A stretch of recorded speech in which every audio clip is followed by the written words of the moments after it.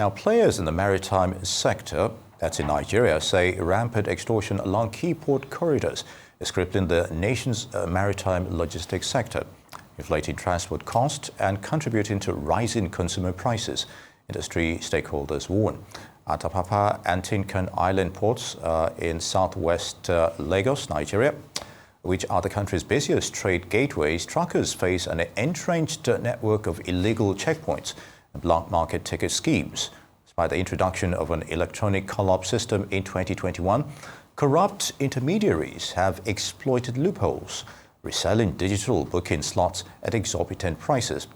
Now, the Eto app, designed to streamline truck movement, requires drivers to secure digital tickets before entering port zones. However, investigations revealed that cartels manipulate the system, selling slots for 250,000 naira to 400,000 naira, far above official rates.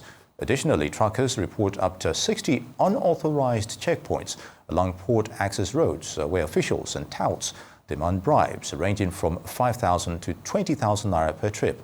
A recently conducted poll indicated. Now, for an insider analysis of the crippling effect of extortion, the maritime transport and logistics subsector of the Nigerian economy, Dike Collins, organizing secretary of the Association of Truck Owners Kirikiri Development Initiative, now joins us on Newsday. Dike, it's good to have you with us. Thank you very much. Good afternoon. So, why does extortion, racketeering persist in the maritime transport logistics subsector? And if you may, give us an inside review of who the real perpetrators are.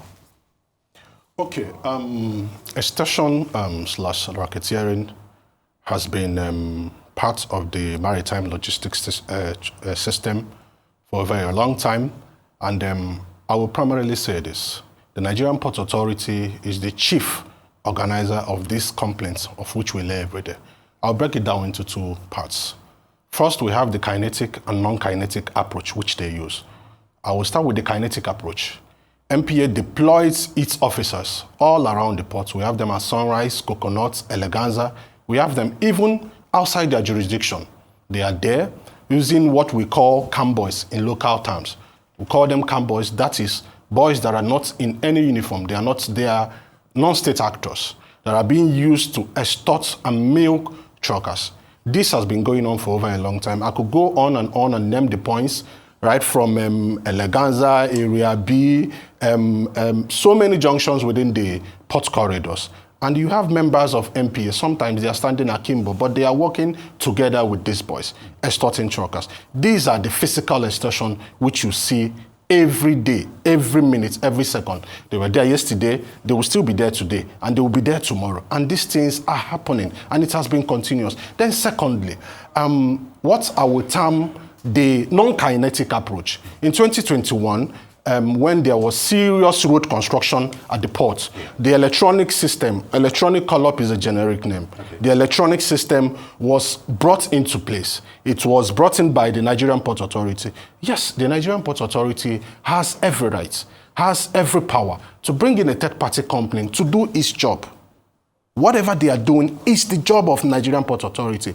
But where we are having problems, where we are having issue with this system is that the Nigerian Port Authority signed a contract with a third-party company called Eto/TTP, one, without getting us involved. But at the end, we were expected to pay.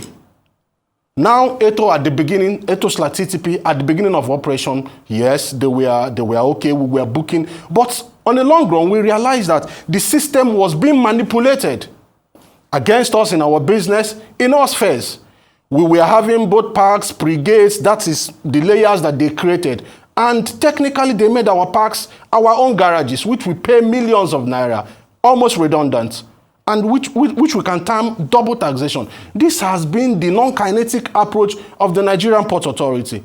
They signed a contract with a company. In fact, from the documents we have, the contract was worth over about 1.6 billion naira to create a company, to create a software that will ease our business without getting us involved. Till date, MPA has not come out to tell us how much we spend on booking. Till date. But at a point, we were spending 21,000. That is the official price, sir. That is the official price.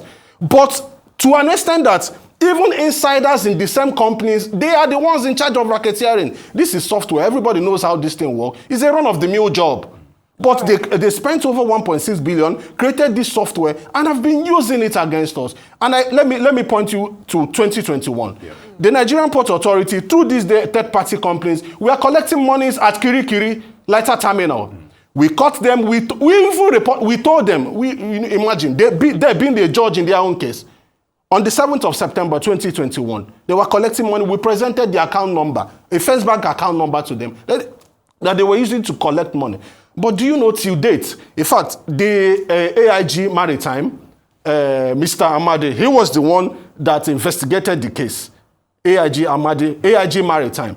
Up till today, we've not had any reasonable conclusion about that matter. Do you know what happened? About 2 or 3 months later, NPA now came officially that they want to still commence the collection. This whole call-up of a thing, we are not averse to call-up system, but this whole TTP-NPA marriage is all about revenue generation. That is what it is. Yes, anybody can claim that they can move from Jerusalem to Jericho within split seconds. I don't have any problem with that. All right, but Mr. should they... Collins, okay. Thank you so much for creating a very clear picture as to what's going on in the maritime sector, especially when it comes to the Port Authority and all of the issues surrounding that. Okay. Now, you have accused the government of complicity in all of these issues.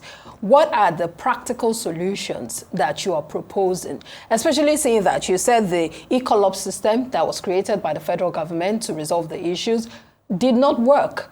What are the practical solutions you're looking forward to? Okay. The number one practical solutions is that the Nigerian Port Authority should have it in the habit of bringing in stakeholders, not pseudo-stakeholders, impostors, whenever they call for maritime stakeholders meeting. I don't know whether they go to their villages and bring people to fill up the seats and become IISA members. Once you negate whatever they are saying, they flip the rug off your feet. This has been what they've been doing. They should bring in stakeholders in the industry because it is affecting the business itself. It is affecting the profitability and maintainability of the trucks itself. So the government, the Nigerian Port Authority should bring in the actual stakeholders, not pen and paper stakeholders. Then number two, which stakeholders are you talking about? When we mean stakeholders, we mean relevant unions. Okay. For us in Kirikiri, we know our truck parks. Okay. We know anybody that has truck. There are people that does not have, they don't know how much they sell a tire. They don't know the price relevance of what is currently happening in the Nigerian economy, but they are there in every 4 market days that a meeting is being called. In Alawosa, in NPA headquarters, they are there representing our interests. So that is what they've been doing for long. And they are representing their own selfish bellies. This is what they are doing. So sometimes they will say something that are not in favor of what we want. For instance, the electronic color pricing. Till today, the union agreed. Look at what is happening in between NATO and the Lagos State government. Lagos State government said pay 12.5. NATO said no, we will pay 2.5. That was exactly what would have happened. NPA said pay 20,000. The union said no, we will pay 5,000. That is what the story we were told. The union said we will pay 5,000. Somebody went behind and said we can accept. So there's a misrepresentation. Misrepresentation. Then the second one is that the job of calling trucks into the terminal it behoves on the terminal operators, not the Nigerian Port Authority. We know the antecedents of the Nigerian Port Authority. What would have brought about the 2006 removal of power, most of the powers from them, and handing it over to private investors? So the terminal, because you're going to do business in the terminal knows the number of trucks they need. So it is their job to say, I need XYZ truck. Bring in XYZ truck. Now, when you hand this job over to a third-party companies, you see that there is no relative communication. And also, we are calling on the Presidential Enabling Business Environment Council. There is a concept that was brought into being. They call it export processing terminal. That, I can tell you, is a practical fraud. I am calling on the Vice President and the Director, of the Presidential Enabling Business Environment. The concept of EPT, which they have their hands in, is a complete fraud. What we do in the alleged export processing terminal, we just carry our truck into the terminal, reverse round, reverse in, reverse back, stay sometimes 2 weeks inside the terminal, and we go out. And I'm telling you today, there's no truck that accesses the port, export laden trucks, that doesn't pay above 50 to 70,000. That is the official price, though. The unofficial price ranges between 150, 200, depending on the traffic at the port, because it works with traffic. Now, the unofficial price ranges between 150. And this is what has been happening. Yes, MPA will tell us they will use helicopter to escort our containers into the port. Those were their marketing gimmicks that they used on us. It's very unfortunate. Those are what they told us. But today, what is happening? That we will do stuffing and non-stuffing in the EPT. But today, what we do in the export processing terminal, you can go and investigate. Just go in, drive in, stay 2, 3, 4, 5 days, 6, 7 days. You come out and you are charged an exorbitant amount. Yes, if you meet the Nigerian Port Authority, they will tell you that it is not within our, it's not our jobs to pay that money. Yeah, I was going to ask you, what has been the response of the regulatory authorities who are responsible for the shortcomings you've just It is still mentioned? the MPA, I've said it. Yeah. MPA ostensibly will tell you it's not their job. They're not supposed to pay those monies. But the truth is that the freight forwarders will push these monies to us. And there is no reason to pay such kind of money. There is no reason. It is, if you go through the Nigerian Port Authority Act, it is not within their power to make such an amount, to fix such amount. It is the responsibility of the Nigerian Shippers Council.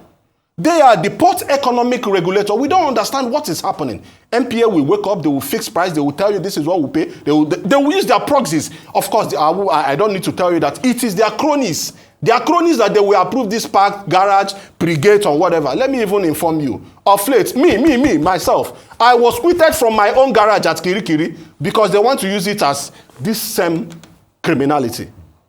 That is what has been happening. So when you meet them, they will tell you it is not their responsibility. It is the responsibility of the freight forwarder. That is the agents. But in real sense, 99.5% of these monies are being paid by us. If we don't pay it, they will deduct it from the haulage cost. Okay, Dike, okay. All right. The essence of the e-call-up, in essence, is to decongest the ports. The ports. Not only the ports, but the routes, the roads leading to the ports.